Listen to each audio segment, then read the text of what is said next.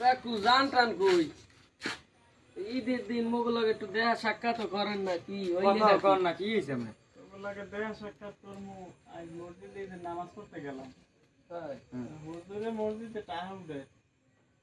হুজুরে কি আমার দা টাকা চাইছিলে না চাই না কিন্তু মোরা তো আমাদের মন মানসিকতা বিষয় ভালো জানি আমাদের মন মানসিকতা ভালো 5000 টাকা দেবে আর নাম লাইন তুই কইলি আমরা তো ভালো মনে করে কইছিলাম ভালো মনে করে কইছিল আমি 5000 টাকা দিন তো কইছি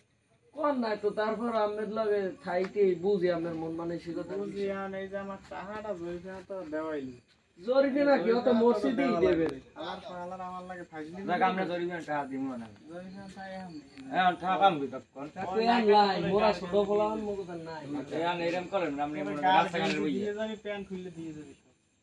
কাকি আর কোন কথা আপনি 500 টাকা আমি দিমু না জরিমানা দিয়ে যাওয়া লাগবে তুই আমার কইছো গেঞ্জি কর